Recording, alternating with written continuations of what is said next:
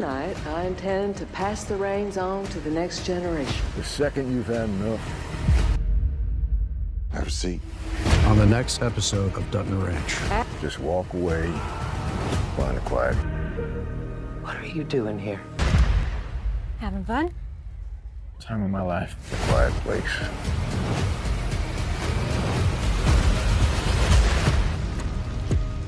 Episode 6, A Cowboy Saint, ended with one of the most brutal and unexpected deaths we've seen since Dutton Ranch began, and honestly, I don't think any of us saw it coming this fast.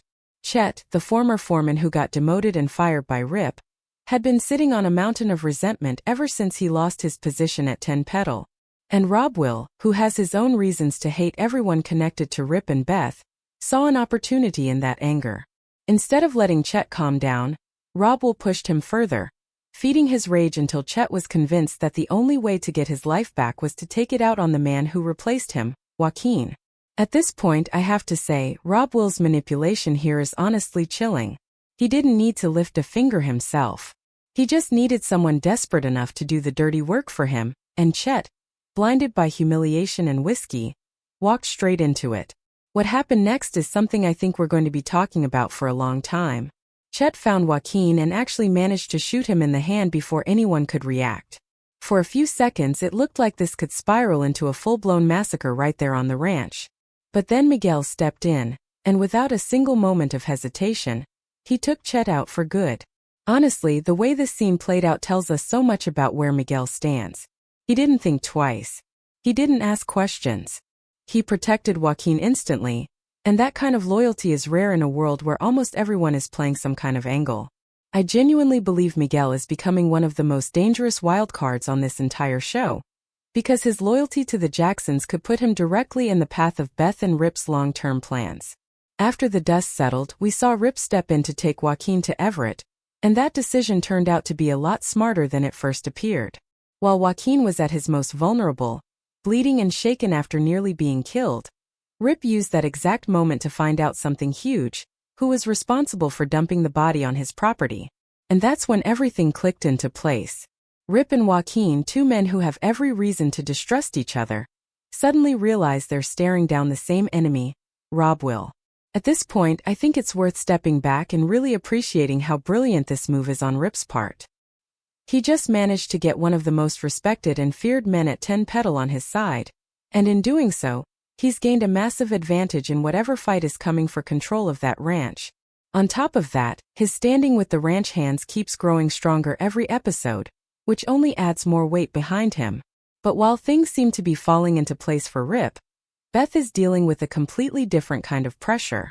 Her conversation with Beulah may have looked like a successful business arrangement on the surface, but underneath it, something far more dangerous is happening.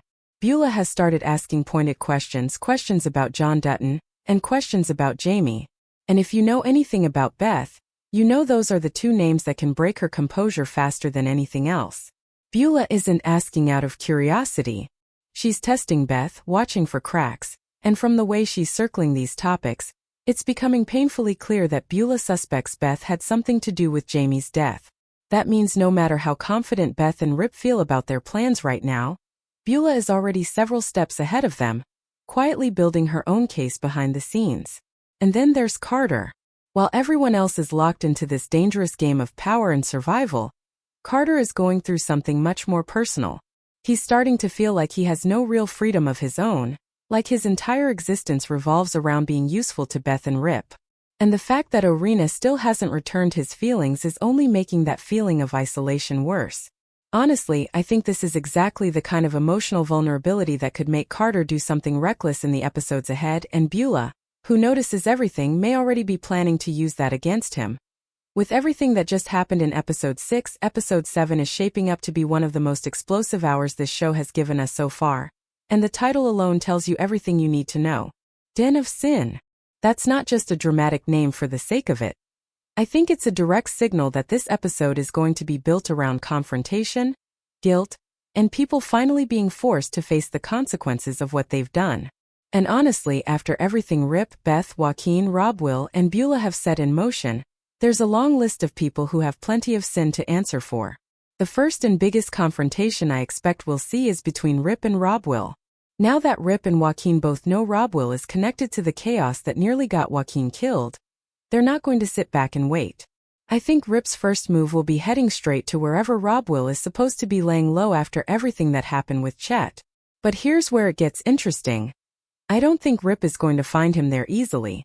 Rob Will isn't stupid enough to stay in one place after a botched assassination attempt, and I believe Joaquin will be the one to point Rip in the right direction, suggesting that Chet wasn't acting completely alone and that there might be a connection worth digging into.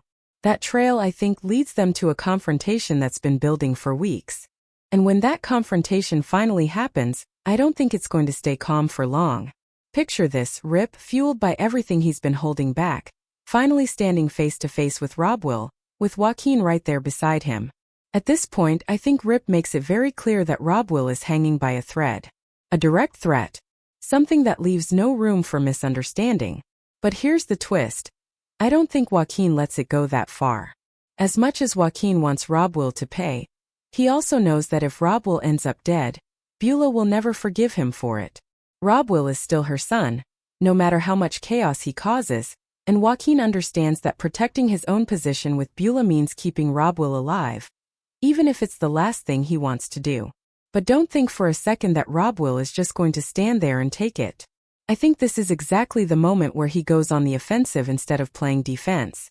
My guess is Rob Will turns the tables by accusing Joaquin of secretly working with Rip this entire time, painting himself as the victim of some kind of betrayal within his own family. And here's the thing. Even if Beulah doesn't fully believe it, the seed of doubt is enough.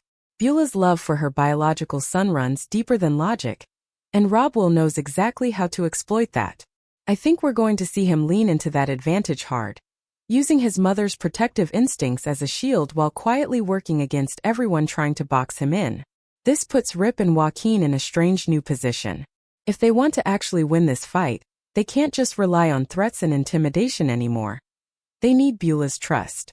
And honestly, when you step back and look at the bigger picture here, what Rip is doing is almost too clever. He's essentially turning Beulah's own sons against each other, using one to weaken the other, all while staying just far enough away that his fingerprints aren't directly on it. That's the kind of move that defines this entire franchise, using family bonds as weapons, and leaving almost no trace behind. If you've watched enough of this world, you know Beulah isn't the type of woman who lets something like this slide quietly. I think we're going to see her start applying real pressure on Beth, maybe even watching Rip more closely than before, just to send a message that she's onto something. And that brings me to something I think could be one of the most underrated developments of this entire episode: Everett. Ever since the beginning, Everett has always felt closer to Beth and Rip than to Beulah, even though he and Beulah share something painful in their past, a loss that pulled them apart years ago. But in this episode, I have a strong feeling we're going to see Everett and Beulah start drifting back toward each other. And here's where it gets dark. I think Beth and Rip may have had a hand in pushing that reconnection forward, using Everett as a quiet way to gain influence over Beulah, without ever showing their hand directly. If that's true, it means Beth and Rip aren't just reacting to threats anymore. They're actively planting people inside Beulah's inner circle. What do you think? Do you believe Beth and Rip would really go that far, even with someone like Everett?